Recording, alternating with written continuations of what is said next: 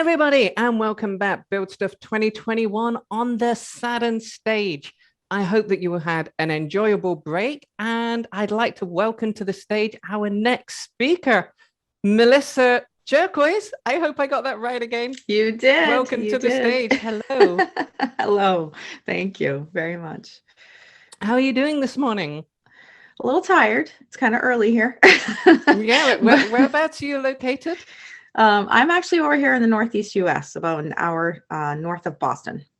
Okay, so it's around about 5:30 in the morning-ish then. That's where right. you are. Nice and That's early. right. Yes, Well, it is. thank you very much for getting up and joining us this morning. Oh, you're welcome. I don't Thanks want for to having steal me. too much of your time, so I guess we'll have a chat after your talk, and I invite you to take it away. Awesome. Thank you so much. Again, as you heard, my name is Melissa Jurkoic. Two things about me. I'm the co-founder of an initiative called Diversify Thinking. We focus on raising the level of action to meet the level of conversation around diversity. That's why I'm here to talk to you about all things diversity and inclusion today. We founded that organization about 3 years ago. Ourselves, my co-founder and I, really focused around trying to understand why we keep having to have these conversations and why things aren't changing, and seeing if there was something we could do to make that a reality. So that's why I'm here with you today. I also happen to be the Chief Customer Experience Officer of a startup. I'm actually switching startups, so kind of exciting. My bio and everything says Adaptation, which is also a startup here in New Hampshire. I'm transferring just in about a week or so to Think.Cloud, which happens to be yet another startup based in hospitality tech over in Europe. In fact, they are founded in Paris and based in Belgium right now. So really excited about that transition. And if you follow me on social media, you'll hear more about that soon. But what's interesting, and the reason why I mentioned my other identity and role, is really because of the startup aspect. So you'll notice that the title of the session today is Why a Diverse Team is Crucial to Startup Success. So I challenge all of you that are joining us, if you're not in a startup, you come to us from a large corporate environment, or maybe a nonprofit, or your own personal consulting business, there's all sorts of hopefully tidbits and tips that you can take away today. Keep me honest at the end, we'll take questions. And if you have any, or you want to catch up later, if you have any, love to hear if you're like, yeah, actually, Melissa, I didn't learn anything from you today. That's good feedback for me. That way I can make sure that doesn't happen again. So let me know. Hopefully that won't be the case, but I'll challenge you to look at it from the perspective, if you're not coming to us from a startup today, that a diverse team is actually critical to business success and your context. So whatever that happens to be. So how I'm going to do this is I want to actually give you guys a founding definition of diversity, because you know what, let's be honest, diversity is really complicated. And it only just gets more complicated with time. Why? Because we're calling it diversity and inclusion. And then now we're calling it diversity, equity, and inclusion. Sorry, some challenges there. Here we go. So just to make it more inclusive, we've added equity to the acronym, which has only actually confused things, right? So I think people are a little bit paralyzed when it comes to diversity and inclusion, and they don't know where to start. So I like this definition for a few reasons. One, because it's really simple. It's easy to understand. So Malcolm Forbes really put it really nicely. We focus here, Diversify Thinking, of course, is focused around diversity of thought, which is where our branding comes from. But this quote really says it all. So we're all independent individuals. We have unique experiences, backgrounds, education, personalities, things that make us very unique, right? Every single person is different just by the nature of who we are as humans and the experiences we've had, the things we've learned, not learned, the mistakes we've made. All of these things come together to make us unique.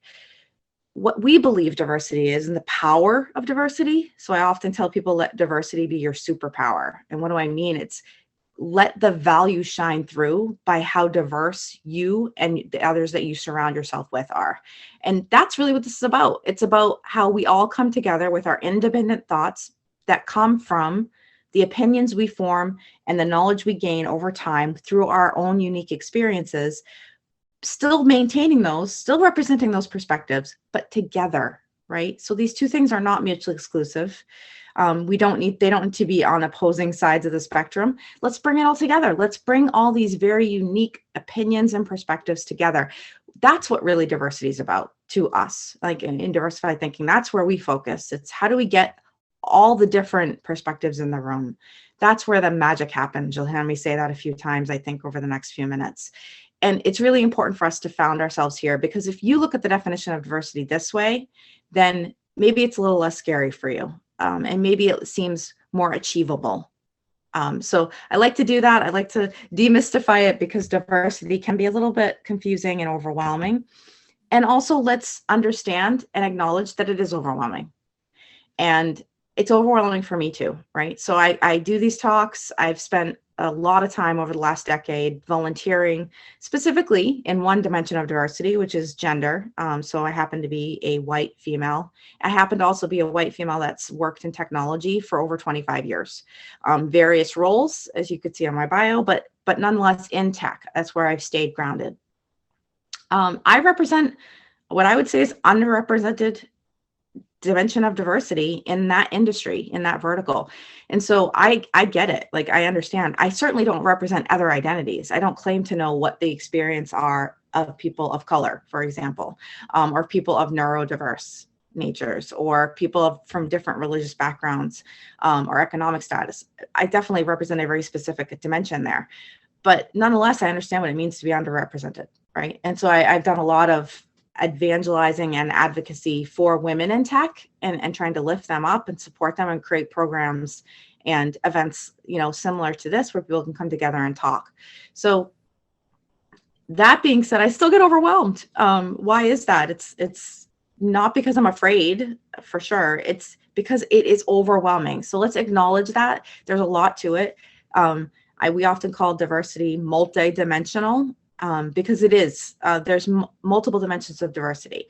You'll notice that the information I share today, which is not our own, by the way, it's studies that we've read exhaustingly around, diversity and inclusion, and the things that are shifting and changing. Some are really great and exciting, some maybe not so much, but they come from not only from the aspect of a startup, which I mentioned earlier, but they represent two what we call de facto dimensions of diversity: gender and race.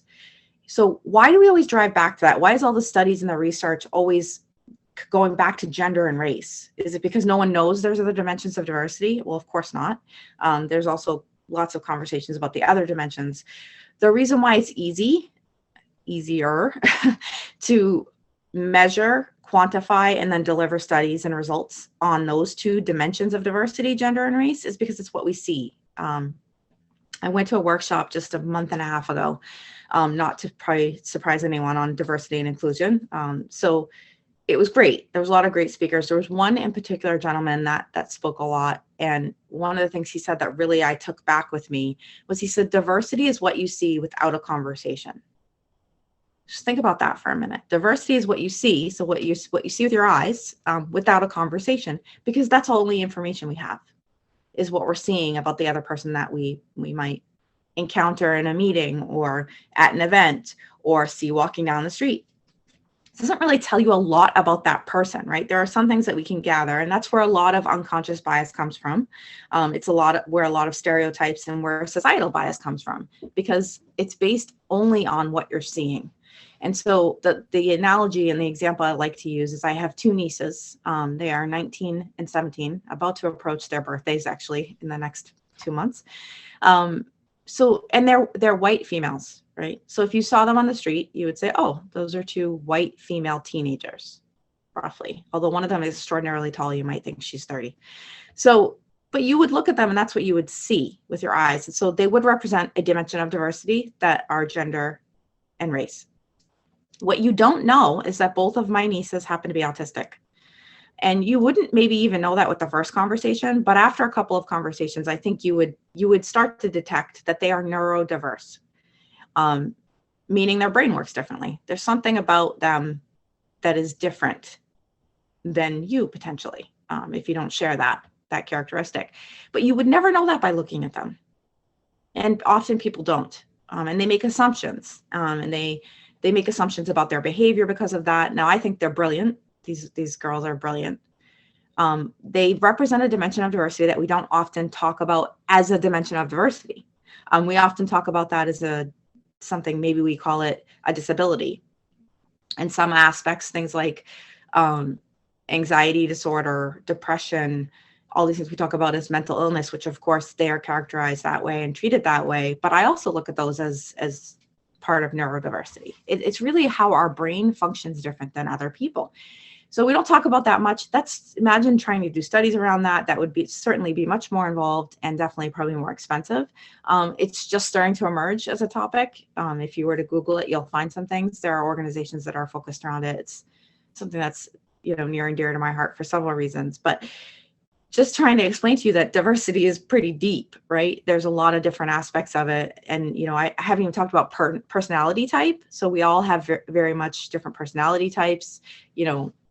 I don't know if anyone's ever taken a Myers-Briggs or any of these other tests that kind of tell you where you sit. Also, are you introverted or extroverted? A lot of people don't realize this about me, again, because you would never see this from looking at me. And in fact, if you're watching me present right now, you probably also wouldn't realize that I'm an introvert. And many years ago, I didn't realize I was an introvert. But after this presentation, not only because it's early in the morning, but also because it takes a lot out of me to do these sort of things, because I am introverted, I might feel like taking a nap. So these are the things we don't know until we engage with another person. And so that's why I always think back to that quote from that person a month and a half ago around like diversity is what you see without a conversation. So remember that. There are many dimensions of diversity. The data I'll share with you today is all focused around gender and race because it is what we see and it's easily quantifiable. The rest of those things are very important and are part of what makes us all individuals and brings us our own unique opinions and perspective and knowledge. A little bit harder to measure, not as quantifiable. So the first step for this journey is you have to get started. You're probably going to say something that's wrong. You may offend someone. I'm here to tell you it's okay. It's better than doing nothing, which I believe is part of the reason why we haven't made larger strides in DE&I and DE&I now, because we felt paralyzed, because we're unsure of the words to use. And I share this with you. I'm no different. We're unsure of the words to use. We're worried about confusing someone. We're worried about sounding dumb. We're worried about offending someone. All of these things are true, and they're likely all to be true at some point. You probably will offend somebody. You might feel dumb. You might use the wrong words. This may sound depressing. I'm not trying to depress you. It's just the truth. So my challenge to you is to embrace it and know that this is something that's truly important. And hopefully by the end of this session, you'll realize why it's truly important. And it has an economic impact to your business. So it's not just about being altruistic or being a good person and, being a great member of society. It's also just good business and smart. So where do you start? How do you get started? I tell people to define diversity. We just did a, little session with, what it looks like from Malcolm Forbes' quote. We talked about it. You have some founding ground underneath you, but what about your context? Maybe you're not in a startup, or maybe you are. Regardless, look around. What does diversity mean to you today? Maybe it means that you're a team of a small startup and you have 5 people, they're your founding team, a couple co-founders and some people that you had hop on the train that were your friends and family. That's usually the story, right? That's usually how it starts. Most likely the way that these teams start are people that look like you, because that's what we gravitate to as humans. It's comfortable, it's easy. You know that they're going to work nicely with you. You've known them all your life, whatever the story is, right? But this is why it happens. Again, it doesn't make you a bad person. It's the truth. So if that's your context, and say you're a white male, for example, and you look around and you're like, okay, it's, 5 white guys, or women, or whatever it is, maybe your definition of diversity and the goals that you have are going to be different than someone else. So maybe you would look around and say, you know what, we should mix it up on the gender side. And maybe gender is something you want to prioritize. And so you would define diversity in your context. And when I say that, I mean, set a goal for yourself, just like you would do with anything else in your business. Set a goal with a timeline. And I've seen a lot of companies do this, and even like fly the flag for it and put it all over social media, create t-shirts that say things like, we're going to be gender diverse 50-50 by 2025, which is got a nice ring to it. It's awesome. It gives you a goal. It gives you a target and a time frame. And that doesn't mean they don't care about race, by the way. And some of those, it doesn't mean that it's also mutually exclusive, right? So they may actually be factoring in an intersection of gender and race, which is also really important. But they've set a goal, right? So now they can measure it. And so that's when I say define diversity in your context, I mean, look around and see where your starting point is and what's important to you.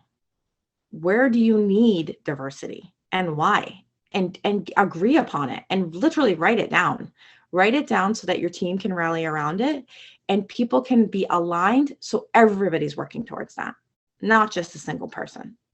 And I say that because I had a conversation with my co-founder just last week, and we were talking about, the isolation of diversity. It was a really interesting conversation, actually, and thought-provoking, because it started to make us realize that the roles that we've seen emerging over the last decade or two that have been focused around diversity, like Chief Diversity and Inclusion Officer, and I'm not mocking these roles. If you're joining us today with these roles, I applaud you.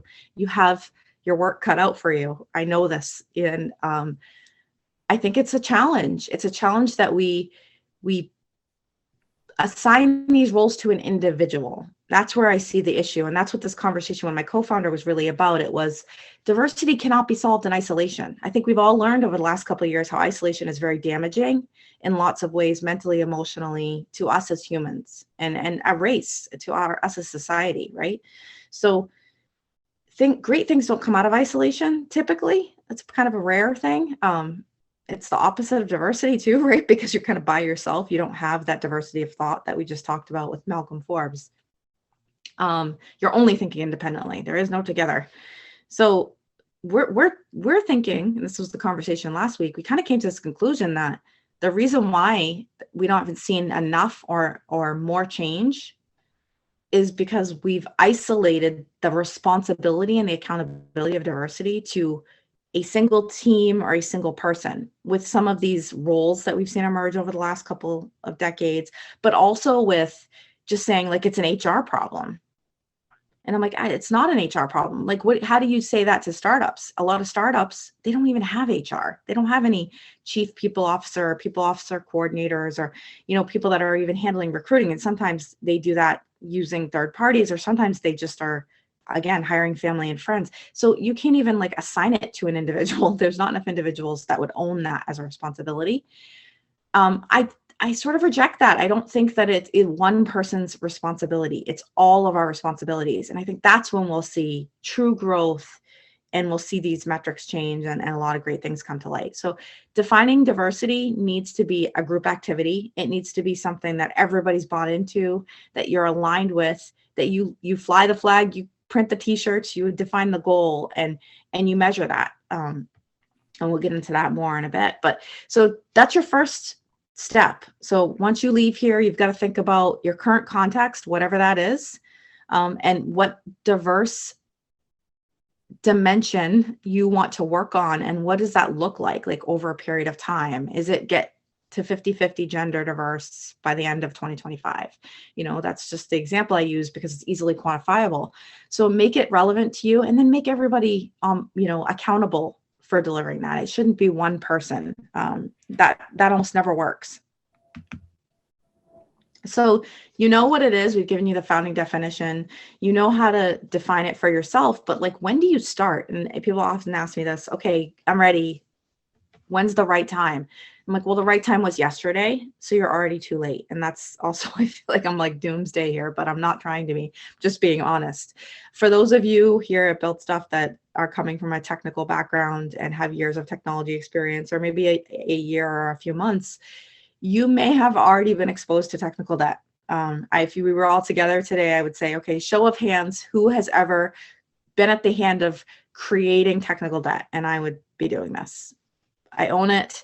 And that doesn't make me a bad person. I'm certainly not proud of it, right? I'm not going to be like, oh, me. But I definitely have. And so, why is that? Why do we do that?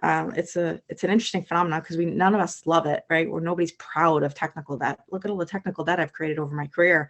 It's not something we put on our resume or on LinkedIn, but it happens a lot. Why? It happens because we get a clear directive. We have a set of deliverables, and there's a timeline and a deadline. So sometimes, even though we know what the best thing to do is and the best approach to do it, and we have all the right intentions, we have to cut corners. We have to make compromise because you don't have enough time, right? So if you don't have the gift of time, then you're going to have to do something because you have a deadline and it can't move, right? Because you have executive stakeholders, you have customers, you have people that are waiting and have an expectation. So that's where technical debt is born. It's, I know this isn't the best or most perfect or pure way to do this, but this is the way we're going to do it now. And what's the lie we tell ourselves? Oh, we'll go back and fix it.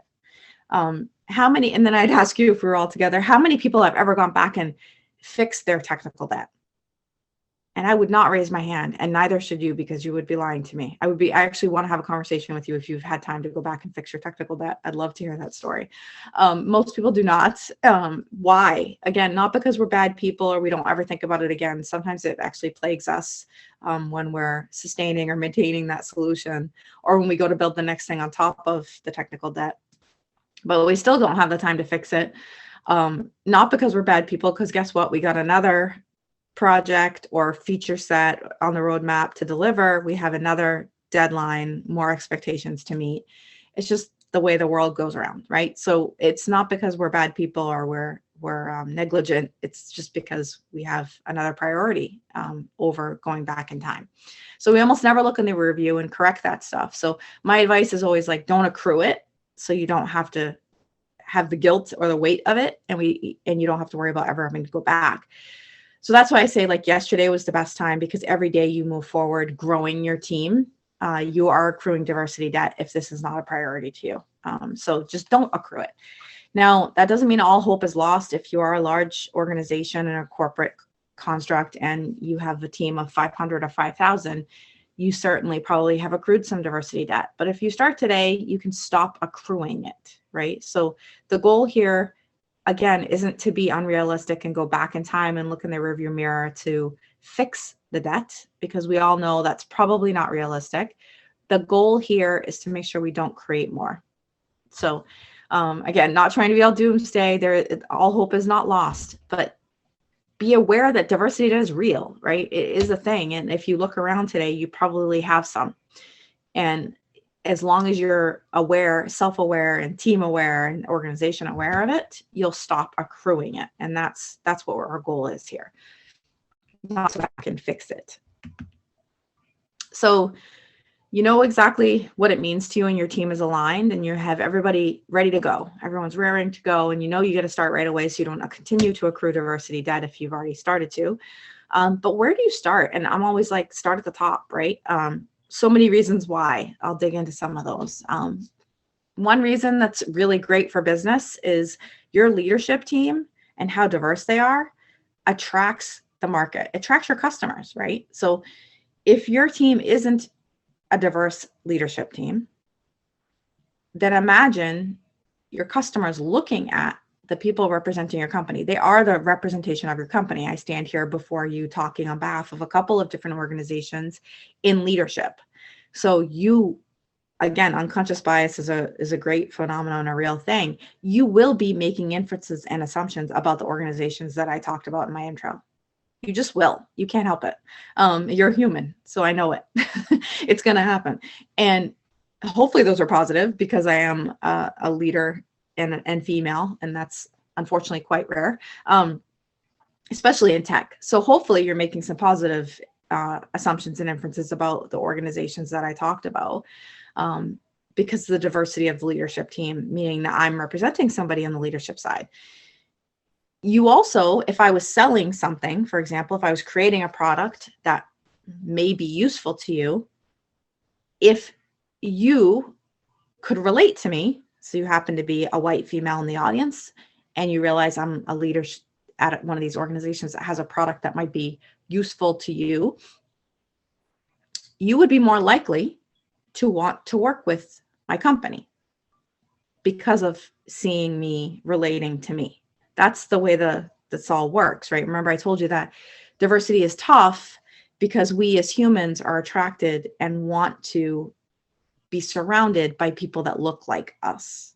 It's just, again, it's not, nobody's doing it on purpose. It's an unconscious thing. I reject the phrase like-minded, as a matter of fact, because of that exact phenomena. I believe like-minded is the antithesis of diversity of thought, right? When we surround ourselves, with people that think and look like us, it's boring. We don't challenge each other. Everyone's agreeing. It's easy. It's easy. It's comfortable. We know what to expect. We're not worried about what's around the corner because this person thinks just like us. But that's not where the magic happens. So remember that. So a diverse leadership team attracts a diverse customer base. A diverse customer base means that you have optionality. You're attracting and impacting, and your messaging is reaching a broader audience. So hopefully it's clear why that's so important to business, right? You don't want to be like really slanted towards a very specific demographic and you leave everybody out because you're a primarily white male leadership team, but you're trying to sell products that appeal to both males and females. I'm telling you, females will not feel like they can buy your products because they will not think that you represent them. They won't relate to you, and they'll be like, they don't know anything about who I am and my identity. And they won't even necessarily be thinking through this, by the way. This all just happens sort of behind the scenes in our brain because of this amazing unconscious bias phenomena. So it really matters. So attracting customers, attracting investors. So for startups specifically and small businesses that are trying to get investment, this is really important, right? Like you want to make sure you're attracting investors. I saw some great report yesterday about the promise of funding in female-led startups. And so this metric actually is related to that.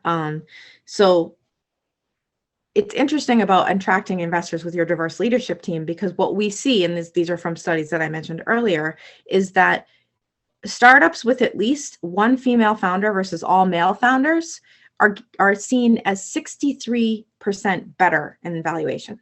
So what does that mean? It means that to an investor, that organization, that company is 63% more valuable, right? They have better valuations. The company's worth more. So more inclined to invest in a company that's worth more. And then you throw in the other dimension of diversity I mentioned, race, and you have at least one ethnically diverse founding member. And it goes from 63 to 65%. That investors see that company as 65% more valuable. So that's nothing to bat an eye at, right? So again, unconscious bias, these things are kind of amazing, but why is it? Why 65%? Well, I'll tell you, it's because ethnically diverse founders outperform all white founders by 30%. So you can see the correlation.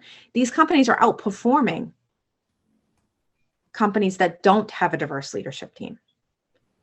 And investors are seeing this.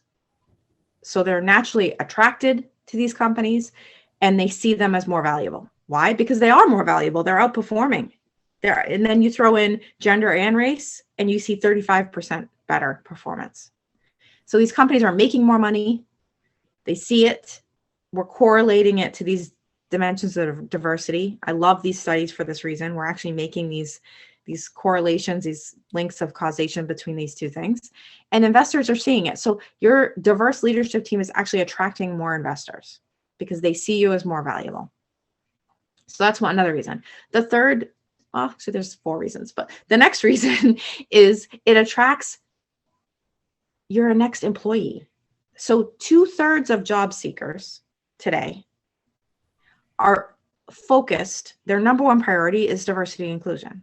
Their next priority has been around like the flexibility of remote work, right? We've seen a lot of conversation about that, but definitely diversity and inclusion. If they're looking at a company, if they're looking to join your company, they go to your website and they look at your leadership team. They look at the people that work at your company and they do look at your leadership team. I am less inclined to want to work with or for a company that's all white male leaders.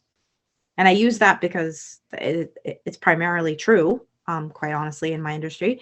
And it doesn't make me feel like I'm going to be represented and included there. Sometimes it's kind of an interesting challenge, right? You might look at it and be like, I'm going to go mix it up there, but you can't relate to them. So it is who you attract for recruiting for your team. So your leadership team matters across all those 3 facets. And then finally, I mentioned there was 4. Finally, on the 4th front there, it also sets the direction and roadmap for your company. That's what your leadership team is responsible for, right? They're responsible for the vision in one aspect, the execution and the strategy for the company. So of course you'd want that to be diverse, because remember, like-minded, everyone's going to agree. One person's going to come up with an idea and everyone's going to look around the table and nod. That's boring, not interesting. And I guarantee there's going to be ideas that are left on the table because they're never shared. So diversity in your leadership team matters. You've got to start there. You absolutely have to start at the top. And hopefully I've shared enough that I've proven that to you today. But definitely start at the top. It matters for all those reasons. So you might be thinking, well, okay, how do I start at the top? Of course, recruiting is a big aspect of this. I also challenge you to think about recruiting from within, especially if your organization isn't a very small startup. Maybe you're already up to like 50 people, but you still don't have a diversity in your leadership. Well, look around. Who do you have in your organization that you could create a pathway for to elevate them to a leadership role? Melinda Gates, in an interview, I think it was within the last decade or so, sort of called out the pipeline problem. I think she said the pipeline problem is bullshit. And I just love it. And she said, it's a pathway problem. And I thought that was really interesting, because being a woman in tech and knowing other women in tech, I often hear like, where are all the women? And there is a challenge, by the way. I'm not dismissing that there is a challenge about women in STEM degree programs. From a very young age, we see them drop off in middle school, and then again about sophomore year in college, if they even make it that far in the science and technology realm. These are real. Those are measured, and we've seen studies, and a lot of great improvements have been put in place in the educational system. I've organized programs where we go and we're role models to try to show really young girls and boys in the middle school age group what possible career options lie ahead, and that you don't have to sit in the basement in your hoodie to be an engineer. So it's a real thing, but I also feel like there is quite a few women in the pipeline. I don't think it's necessarily a pipeline problem. I do think there is some of that, but I also think there is a big pathways problem, right? I think there is a big problem where we're not looking to elevate women that are already existing in our organization. And I use women, again, I'm talking specifically in the gender dimension. There are many dimensions, but we're talking about gender and race here. So why is that? Well, that's where equity came to the table, right? I mentioned earlier that it was D&I for a long time. Now it's DE&I, just to make it more confusing and overwhelming. And really equity is about, how are the opportunities available to the unique individuals? And are they equally available to everyone? Like, if we're honest, is everyone set up for success to be able to be elevated into a role? Are pathways available for everyone? And how do you know that? Well, you look, you can tell, right? I mean, if you look and you measure these things and you're honest with yourself, you will see very clearly if that is true or not. So start with hiring, but definitely don't stop there. And how do you elevate people to leadership? By creating those pathways and sponsorship programs. And I could talk about that for a long time. But also, how do you attract talent? We talked about the diversity of your leadership team being one aspect of attracting a diverse talent pool. There's other things. So you'll see a gender decoder on the bottom of the screen here. This happens to be a free one that we've used at my prior startup, and I will definitely be using it at the startup I'm going to. There's also other decoder like apps and products out there like text.io. And then I believe someone mentioned a racial decoder to me recently. I think it's a paid one, not free. So a lot of interesting ways to examine your language. And why is that important? Because language absolutely matters. So as I've worked at startups, we actually have written job descriptions by design as really light, right? So why is that? Because at a startup, opportunities are fluid, and sort of sometimes what you think you're going to do is fluid, but the type of people that you want to add to your team, and the type of skills you want them to have. What might be a little bit adaptable and flexible is their specific responsibilities, right? You might not know what they're trying to do. We always say they wear many hats, right? You might not know exactly what they have to do day to day. I love the question of what does a typical day look like at a startup? And it's like, well, it depends. What time of day is it? And what day of the week is it? And that it doesn't even really dictate much, right? So we do that by design, but even doing that and being so intentional about making those job descriptions light. So we didn't pigeonhole somebody in a role and then feel like we did a bait and switch, when they started. Even doing all of that, we ran our gender decoder. Oh, I have to mention that these job descriptions were written by females. Our head of people ops was female. I'm clearly female. And then we came together and organized these and wrote them and reviewed them together. So there was no male involved in this process. But yet when we ran the gender decoder, it detected a lot of masculine language in our very short job descriptions. We weren't seeing a lot of women applying, which is why we went to this extent and we started to get really intentional about why and trying to understand what we were missing, what was going on. So it was really surprising for us. And we were like, wow, it's amazing that the English language is so masculine. Like, why is that happening? We're not intentionally putting masculine language in there. So we adjusted things. It was simple words we just had to change, where this decoder sort of detected it and said, yeah, that's this really masculine word. And it actually was deterring women from applying. And so I'm happy to say that we did see an improvement. It wasn't like astronomical. It was like 11, 12% more women applied once we ran this, but still an improvement, right? And again, we'll get into measuring, but you need to see, did it actually change anything, right? Like, did it make a difference? And so this one did. So I do recommend, maybe just as an experiential exercise after this, like run it, gender decoder, on your latest job description that you posted, or your website, like put some, verbiage from your website in there, because what do we do when we're looking for a job? We go to the website. So if the website has language that isn't appealing to us, and we don't even realize, by the way, again, this isn't like women intentionally looking at a job description and being like, oh, that feels very manly. This is unconscious. It's just happening. So we are very interesting creatures, humans. So like, these things are really interesting.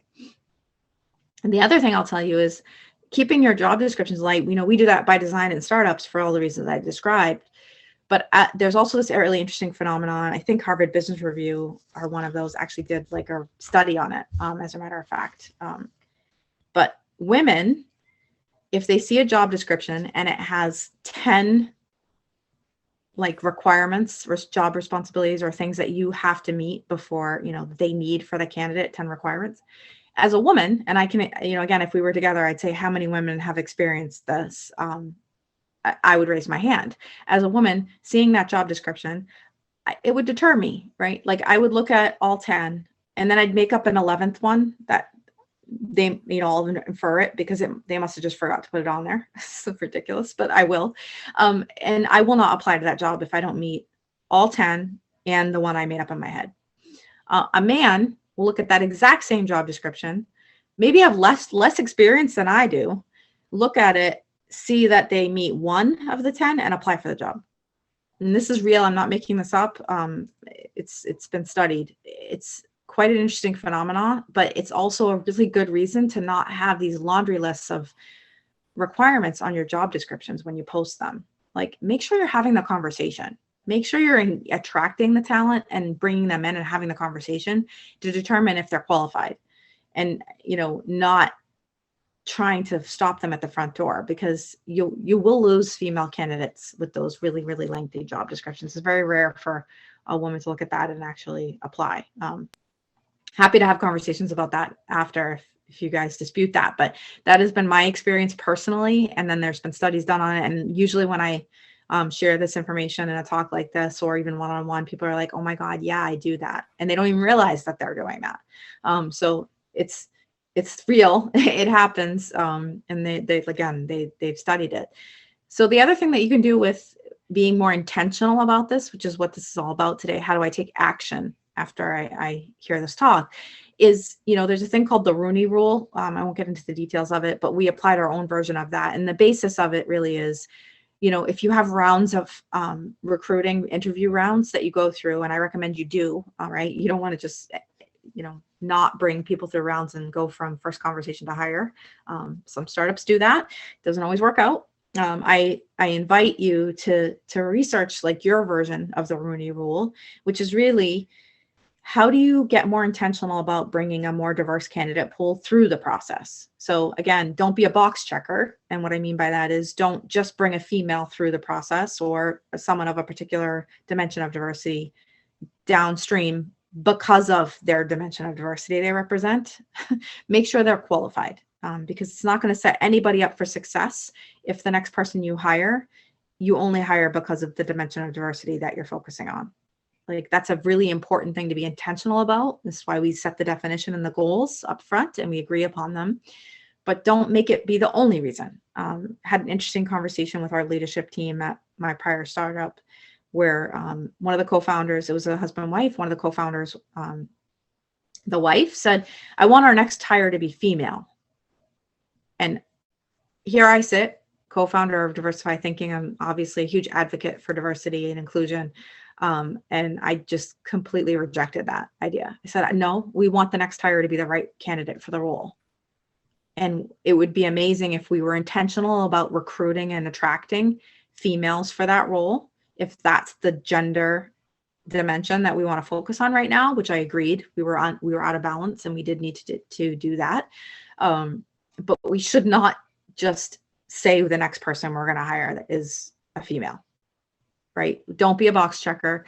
Make sure you're intentional, but also look at it through the right lens. And what the Rooney Rule, again, studies have been done on this as well, has seen is that if you're intentional about moving the diverse candidates through to the second round of interviews, more times than not, I think it was like 60% of the time, that diverse candidate is the one that you end up hiring.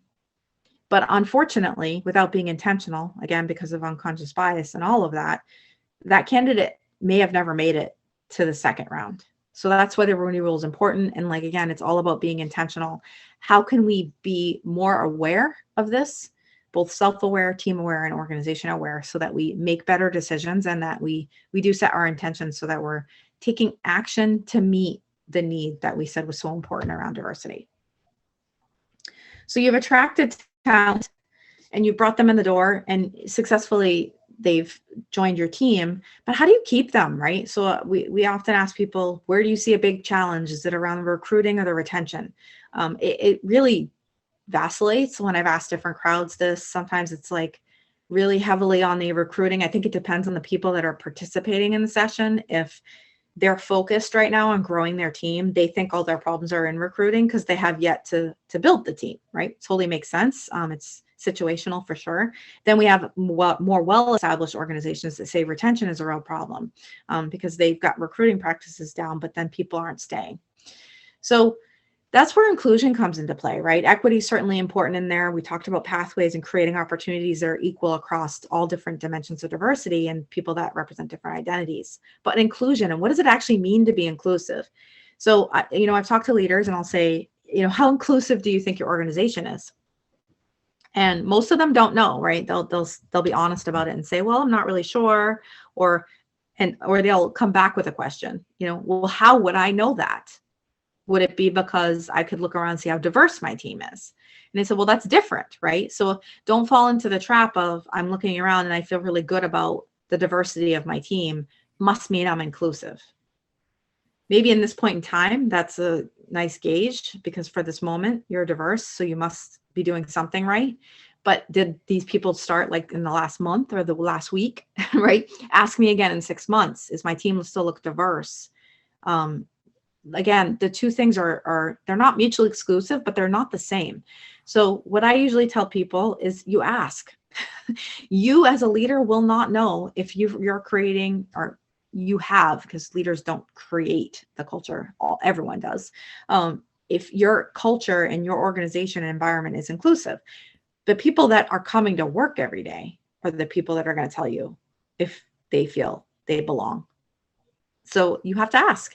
So I said it's a simple question. You could send out a one question survey anonymously. And the question is this: do you ever feel that you have to strip away any part of your identity to come to work?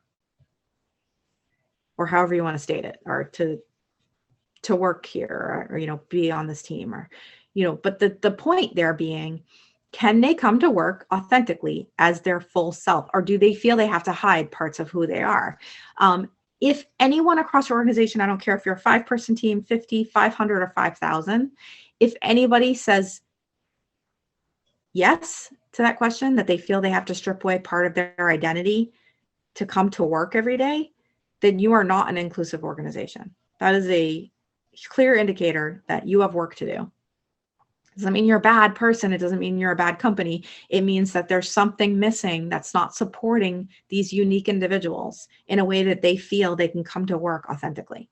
And why is that important? Well, it's not just important. Again, we're back to being altruistic and a good human and, social welfare. It's also important for your business, because when people come to work authentically as their full self and they don't feel they have to strip away, they're all in. They are 100% in. They're bought in. They're committed, and they will do their best work when they can come to work authentically. So you will get crazy productivity and high performing teams from that kind of inclusion. They will feel they belong, a sense of belonging. Brené Brown talks about this quite a bit, and it's different for different people, but it really feels like you're part of the conversation, right? You have a voice. And if you have to feel like you have to hide parts of who you are or pretend to be something you're not at any given point in time, then you don't feel you have voice. So that's what we talk about, like staying in this place of curiosity and inviting challenge to make sure that everybody has a voice in your organization. And I'll tell you that, again, this isn't just about altruism. Organizations that do this right, that are truly inclusive, are 1.7 times more likely to be innovation leaders in their market. Almost 2 times more likely to be innovation leaders in their market. I mean, that speaks volumes to me. And what it says to me, and hopefully you're starting to connect the dots here, they're seen as more inclusive. They're seen as more innovative because of this inclusive culture, because they're inviting the challenge. They have diversity of thought. They have conflict. So it's not an easy road every day, and there's conflict there, but out of that conflict, innovation is born. And I believe that to be true, a very true statement, that innovation comes from the conflict, the disruption, the challenge, when all the ideas are put out there and the best one rises above. But you don't get all the ideas if you don't invite the challenge, and you never have the conflict, because you get groupthink with everybody agreeing. So I believe innovation comes out of this challenge. I believe it's born out of being truly inclusive. And these metrics are proving that. So it's not just about my beliefs. So how do you know if you're doing it right? I mentioned a lot about measuring kind of throughout, even at the beginning. How do I define diversity in my context? I need to understand where I'm starting from, what's important to me. But pay attention to certain things as you progress. You need to understand if what you're doing is working or not working. So things like this. Who are the last 5 people that you hired, right? So it's speaking in recruiting. Do they all look the same? Are they representing the dimension of diversity that you prioritized when you created the definition that you're all aligned on? Because if they're not, then you need to get more intentional about your recruiting practices. You need to make sure you're embracing some version of the Rooney Rule. You're looking at gender decoding or some sort of decoding around your job descriptions. You're lightening them up. You're attracting the right talent, and then you're keeping them through the process. Who are the last 5 people that were promoted in your organization, that were risen up into positions of leadership? That really speaks to the equity, right? Like, how are the opportunities available, and are they available to everyone? Are you creating pathways? And who are the last 5 people that left? And think about that really hard. Like, who are the last 5 people that left? Were they all female? Is there a challenge in your organization of supporting that dimension of diversity? That speaks to the retention and the inclusion aspect. Did they feel like they could come to work as their full selves authentically? Maybe that's why they left. So evaluate those things and really measure them, just like you would anything else in your business. This is how we know if things are working or not working. So just to quickly recap, define diversity for you in your context. Take this back and really think about it and be intentional.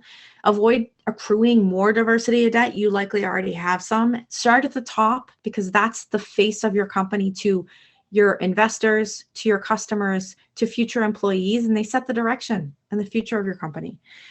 Invite challenge. Make sure you're maintaining this idea of constant curiosity. You want everyone's opinion because you know that together you'll come up with the best thing, and that's where innovation is born. Always measure things to know if you're making the right or wrong decisions. You will make mistakes. That's okay. But if you're constantly measuring and evaluating it, you'll be able to recover, right? You'll be able to make sure you're refactoring things when it makes sense. And finally, this is a rinse and repeat life cycle. This isn't one and done. You're not going to have one goal. You're going to meet it and you're going to be like, we are diversity rock stars and we never have to look back. You have to keep going. Every time you add people to your team, the composition and the dynamic of your team changes. What you're doing to be inclusive will likely have to change. When you focus on a different dimension of diversity in a different season of your startup or organization, you're going to have to look at things a little bit differently. So you're always doing this. It's a constant life cycle, which is also why I believe it shouldn't belong to just one individual. There's way too much work here for one person to be responsible for. And it's not destined for success if you do that way. So, finally, a quick recap. If you want to get in touch with me, here's a link tree with all the different places to contact me. Again, we love having these conversations. I'd love to have more, especially one-on-one. So if you want to share your insights with us, we are launching in the new year some insights interviews, we're calling them, where we dig a little deeper and a more intimate conversation with people that want to share where their challenges are, both in the retention and the recruiting space, and different aspects of diversity and maybe, inclusivity in their organization. We're looking to share that information back with anybody that participates. So if you're interested, again, you can find where to contact us there. And thank you very much. This was awesome. If anyone has any questions, I think we have a few minutes. Yeah, that was absolutely phenomenal. Thank you so much. Thanks. I hope I wasn't putting you off, because I was just sitting here listening to that going, yep. Yep. No.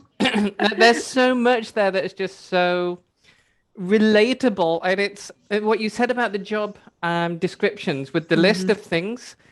I was exceedingly lucky in the job that I'm in, because I was actually sent it by a recruiter. And my initial answer was, I'm not the person they're looking for. See? It's like, yeah, I've looked at this. I don't think they're going to be happy if they get me. And thankfully, he forced me to go. It's like, no, you'll be brilliant for this. Trust me, go for it. Yeah. But yeah, it was, the initial look was just like, I don't have that. I don't have that. I don't have that. And like you say, it wasn't a conscious thing, but at the end of it, if they're looking for this, then you've also got this that I don't know as well. Yeah. And it's such a big thing. It's that was a phenomenal talk. Thank you. We don't have any questions in the chat, but we do have a couple of comments that I want to quickly read before we go.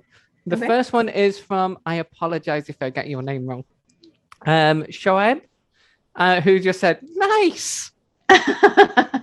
Which, yep, absolutely.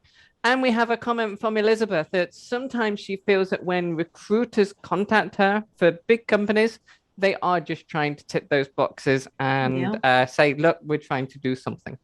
And I can totally go with that one as well. Yeah, it's true. And that's why I'm just like, don't be a box checker, because honestly, it's not going to it wouldn't set you up for success, right? Like, because in that case, they're not really thinking through, like I mentioned, the full holistic view of what it means to be intentional about this, right? Because they will invite you in the door because they want their next hire to be female, but they don't have anything to support you once you're there. And create pathways for you, and will you feel like you belong, and is it truly inclusive? And so then inevitably you leave, right? So and that's frustrating, because that's, once we see we call that the revolving door for women specifically, and other dimensions of diversity as well, right? But it's caused by this cycle of box checking, and I've seen it too, and I actually know people that have honestly got their next big role specifically because there was a quota that recruiter had to meet. So I've heard the stories. I have people that are close to me that got some amazing opportunities because of that. And they use them, they leverage them for good, and they're still with those companies, but 9 times out of 10, that just almost never works. Yeah, I can totally go with that one. Well, we are out of time, unfortunately, but I believe you're going to be in the Q&A Zoom chat if somebody wants to come and have a chat with you. So Absolutely. I just like to say yet again, thank you for that fantastic talk. Thank you for getting up so early in the morning to give that fantastic talk. And to everybody at the conference, I guess it's time for lunch. We'll see you when we get back.